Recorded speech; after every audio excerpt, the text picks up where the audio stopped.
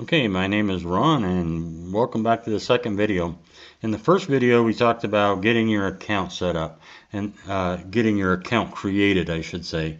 In this one we're going to take just a couple minutes to set up a few things in our account. So we're going to be focusing on this top line above the across the top of the screen here. If you have a free account, this button will say upgrade, and there gives you some options to pay for a paid account if you would like to.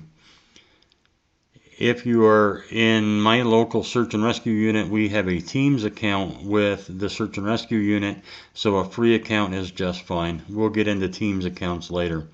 Right next to that is a help button. This is an interactive help user guide, forms. You search, type in what you want to look for here, right here on the search bar. Just go through that. That help button is extremely valuable to you. Next to the right is a search bar for coordinates or a location name. I found that coordinates work very well. Location names are pretty hit or miss when using this location bar, the search bar, because there are just so many different places that are named the same. Before we get to this next setting, I want to point out that there's a box right here that has Latin long coordinates in it. Also, this is the U.S. National Grid coordinate, the feet, and then the map datum that we're using. I just wanted to point that out because in this next setting box we will come to that. And right now, as I move my cursor around the screen, you can see that those lat long numbers are changing because those lat long numbers are, those coordinates are where my cursor is on the screen. If we go into this settings button, we'll start at the top. The show labels over non-overlapping. As we add stuff to the map, you'll put labels on them, name them. This says whether you want them to see all of them, or if you only want to see the ones that don't overlap each other, depending on how busy your map is, and we can control that down the road. Also, and I don't know whether it's in the free version or in the paid version, but you are able to take a photo of your map point or a marker or something that you put on the map. You can take a photo that's associated with that. This setting here says whether you don't see that thumbnail or whether you see a thumbnail of the photo on the map. This next line is the UTM US National Grid that you can put on. You can turn that on and off. We're going to bump up the intensity just a little bit so you can see it, but you can see that toggles on and off, and that is the US National Grid coordinate system. And then you can change this to however bright or strong you want that to be.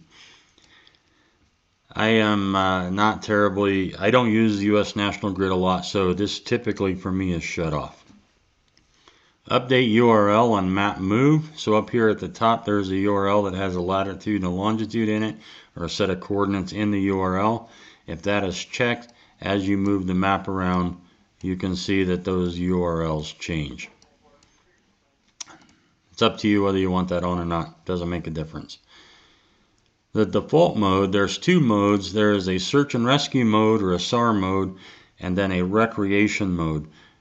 The map functions almost identical in either one that you use. The only time it makes a difference is if we go to add something. If it's in search and rescue mode, this section right here that says SAR objects will be present. If it's in recreation mode, this section here just is not visible. And it really has to do with incident command and operational periods and that sort of thing with search and rescue. For a recreational user, not needed. Then in the coordinates tab here is the datum that we can use, units, whether they're imperial or metric, whether they're mixed. The coordinate system is this box over here that shows visible. I want decimal degrees on the top line. I want US National Grid on the second line, and if we change that to, I don't know, something different, then you can see that that second line changes. I typically will put US National Grid on the bottom because a lot of people do use that. It's really easy to swap back and forth if both of them are visible on the screen. And then this show position at cursor, as my cursor moves around, those coordinates change. Or I can say at map center, and then you see a little crosshair show up right here. Now as my cursor moves around, they don't change, but as I move the map around, they do. That's what that's all about there. I prefer to have the coordinates at my cursor. And that's pretty much it for setting this whole thing up.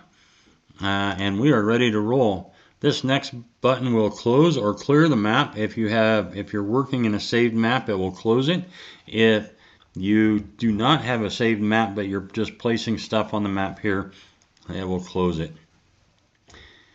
Next to this is your data. This is the stuff that you have saved in your account, maps that you have saved. In the free account, you only have 5 maps available.